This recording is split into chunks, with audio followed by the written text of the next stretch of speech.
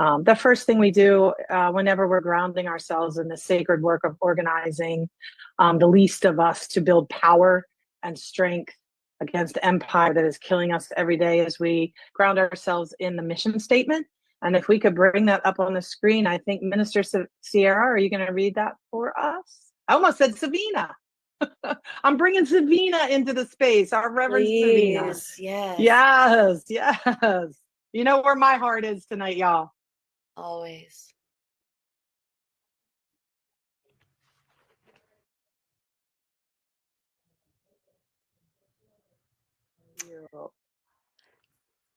The heart and soul of the National Union of the Homeless is to commit our lives to ending homelessness and poverty, and to work tirelessly for the human right to life, liberty, and the pursuit of happiness, for social and economic justice for all. We dedicate ourselves to raising the awareness of our sisters and brothers, to planning a sustained struggle, and to building an organization that can obtain freedom through revolutionary perseverance. We pledge to deepen our personal commitment to end all forms of exploitation, racism, sexism, and abuse.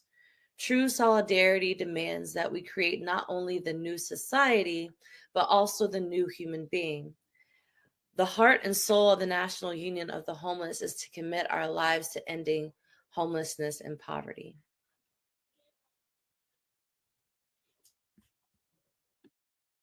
Thank you very much. I appreciate that. Oh, if we can go back to the statement of the year, that would be awesome. We can bring that slide back up. And I just want to ground us a little bit in the history of the Winter Offensive.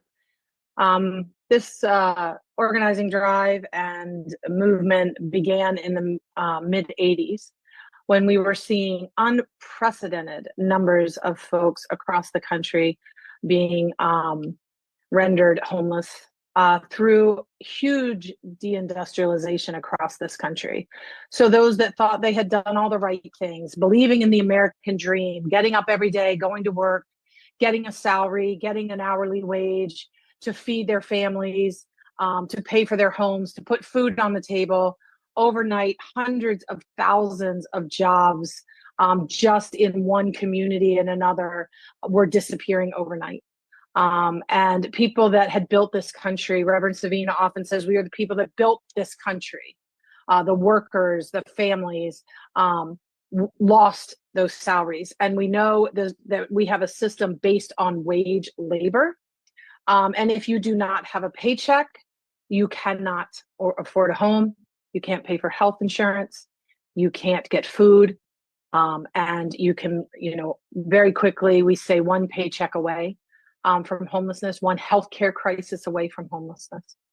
And we started to organize around this very important time of the year, which we'll get into. I'm going to read parts of the official statement.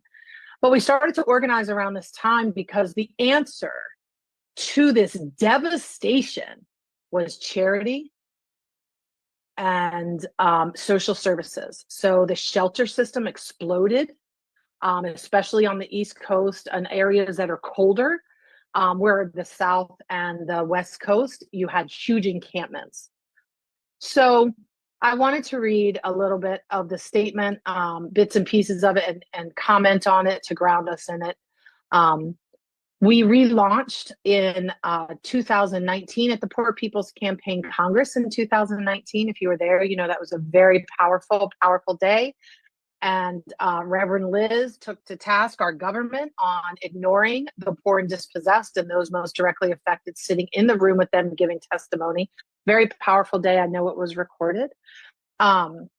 And we had a meeting that morning and established a committee to relaunch the National Union of the Homeless that did go into the demise in the middle of the 1990s. And by April 2020, we relaunched and held our first Winter Offensive. So this is the 5th Winter Offensive, our 5th anniversary. And last year we started to write statements based on the Nonviolent Medicaid Army writing a statement around the Medicaid cutoffs and that organizing drive. During the holiday season, the National Union of the Homeless comes together across the 5 regions in the United States: the South, Appalachia, Midwest, and Northeast. To declare housing and healthcare now, an end to genocide and war economy, no more death on the streets, both here and abroad. The Homeless Union's Winter Offensive is a series of synchronized actions and protests that take place from Thanksgiving through Martin Luther King birthday in order to highlight the time of year when the poor and homeless experience the most deadly conditions and the highest rates of suicide and death. We will see my siblings in the struggle, over 1,000 deaths of people freezing on the streets this year outside of empty buildings that are being protected by a state that upholds capital and does not uphold the interests of us. We work together to fulfill our mission statement just read, declaring that we commit our lives to ending homelessness and poverty and to work tirelessly for the human right to life, liberty, and the pursuit of happiness, for social and economic justice for all. If we do not have a right protected in this country to housing and healthcare and food, how the hell can we have a human right to life, liberty, and a pursuit of happiness? As our leader, Dr. Reverend Martin, cries, at a time when they sing peace on earth, our land groans under the weight of injustice. Again, we shout housing and healthcare now, no more death on the streets, both here and abroad. As we enter 2026, we're also feeling the deadly effects of the June 28, 2024 Supreme Court decision, Grants Pass versus Johnson, as well as the executive orders by state government and the president that further criminalize homelessness and poverty. We are seeing an increase in the death practices of sweeps and incarceration of our homeless communities. You can go onto our website and read a National Union of the Homeless statement about Grants Pass, and we'll put that in the chat and also get it out to YouTube and Facebook.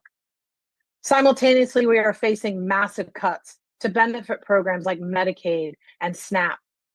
I'm sure you will hear this season from the Nonviolent Medicaid Army, especially at our People's Hearing on the 10th, about these cuts and the devastating effects.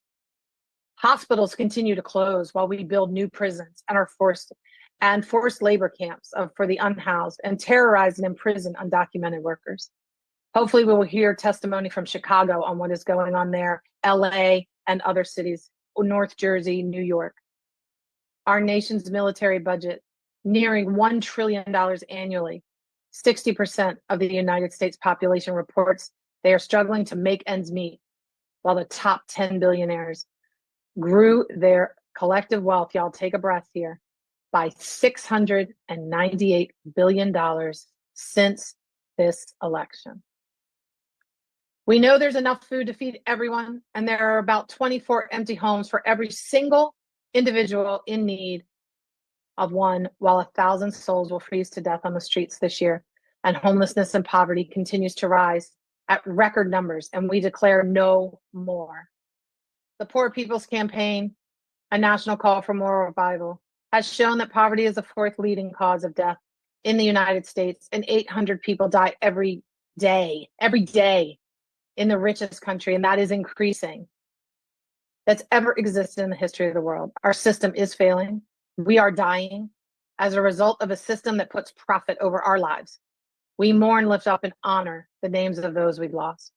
Join us, the National Union of the Homeless, the Nonviolent Medicaid Army, the Freedom Church of the Poor, and other movements across the country as we organize to unite our class to end this system, not manage it, not make it more comfortable, not make it a little bit bigger for the nonprofits, but to end the system that puts profit, that profits from our poverty, homelessness, and death, and to create a society organized around our human rights. All that implies: housing, lives of dignity, so that we can together thrive, not merely survive. Very quickly, because I know we started a little bit late, I'd love to go to the next slide and just cover the dates and just a couple of the slogans. So we'll start with these. We're having our launch tonight, y'all. Thank you, Freedom Church. Thank you, Cairo Center. Thank you for this partnership of 5 years to make our winter offensive so much more powerful and accessible across the country. Our first event will be Wednesday, December 10th, also co-hosted by Nonviolent Medicaid Army and the Freedom Church. And we will have a people's hearing in honor of the anniversary of the UN Universal Declaration of Human Rights that the United States was very instrumental in writing, but very hypocritical in never upholding in our own system. So Wednesday from 7 to 9 Eastern, we will have a virtual people's hearing where you'll hear testimonies from across the country, and we will hold this system on trial. This will be our second annual people's hearing. Our cornerstone of the Winter Offensive is our annual National Homeless Memorial Day. We will have a 2-hour service on Sunday, December 21st, again in partnership with the Freedom Church, where we will honor our dead. This was first started in the 80s by nonprofits to highlight the great work they were doing. And we said, no, thank you. We will honor our people, and we will come out and protest to Potter's Fields, where our human being siblings, our families, those we love are being buried in unmarked graves with no names. We have no dignity in life, and we were having no dignity in death, that we will hold up our people. Christmas, we will have a service and hold up the revolutionary life of Jesus. Putting Christ back into Christmas, y'all, means flipping some tables, being angry at the state that is oppressing us. And we need to house some people, feed some people, and we need to heal some people if we're going to put Christ back into Christmas. Every year we do a social media campaign for our revolutionary resolutions. Forget going to the gym. You can go, of course, because we want long lives, and not eating chocolate. And I'm going to give up Coke Zero. But I want a revolutionary resolution to build this movement. Every day I wake up and get my head off the pillow to build this movement to end that is killing everybody I love every day. My brother-in-law this year, who is an immigrant from El Salvador, his mother did everything that she could to get them to come into this country, and he died before his 60th birthday because of access. My sister's family is devastated. I have a revolutionary resolution to hold his name, Martin Granados, up this year and fight in his honor. And in the long history of the Cairo Center, the Poverty Initiative, welfare rights across this country, National Union of the Homeless, Nonviolent Medicaid Army, the Philadelphia Student Union, we're going to take back Martin Luther King Day of Service and turn it into a day of organizing and revolution.